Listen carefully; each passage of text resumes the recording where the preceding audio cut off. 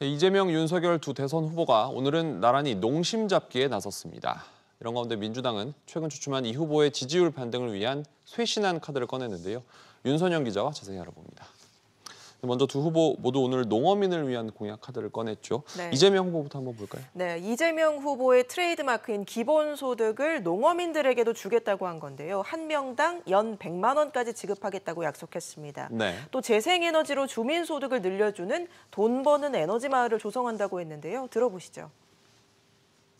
마을에서 생산된 전력은 에너지 고속도로를 통해서 판매하고 농업인들에게는 마을 주민들에게는 햇빛연금, 바람연금, 바이오에너지연금으로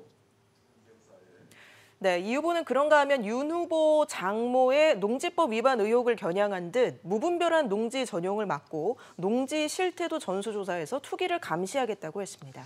윤석열 후보도 비슷한 내용의 공약을 내놨는데 세부적인 내용은 좀 다르죠. 네, 윤 후보는 농가에 주는 직불금 예산을 5조 원으로 2배 늘려서 농가마다 평균 500만 원을 받을 수 있게 하겠다고 공약했습니다. 네. 또 농사 짓다가 은퇴하신 어르신이 농지를 팔면 최대 10년 동안 월 50만 원씩 드린다고 했고요. 농축수산물 관련한 김영란법에 대한 생각도 밝혔는데 들어보시겠습니다. 네.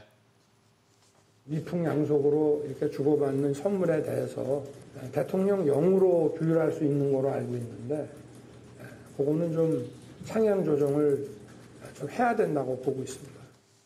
네, 또 이와 함께 환경 공약으로는 탈원전을 백지화하고 탈석탄을 최대한 앞당겨서 미세먼지를 30% 이상 감축한다는 구상입니다. 네. 민주당은 예정에 없던 긴급 기자회견을 열었는데 그만큼 상황이 급박하다는 얘기겠죠? 네, 최근에 이 후보 지지율이 좀 주춤하잖아요. 그래서 이대로는 안 된다라는 위기감이 커진 데 따른 겁니다. 네. 송영길 대표는 본인부터 기득권을 내려놓겠다며 차기 총선에 출마하지 않겠다 선언을 했고요. 같은 지역 국회의원을 3선 넘게 이어가지 못하도록 제도화하기로 했습니다. 네. 또 대선 이래 함께 치러지는 국회의원 보궐선거에서 종로와 안성, 청주 세 곳의 후보로 공천하지 않고 6월 지방선거에서는 2030 청년들을 대거 공천하기로 했습니다. 분위기를 뒤집을 수 있을지 한번 지켜봐야겠죠. 윤 기자, 잘 들었습니다.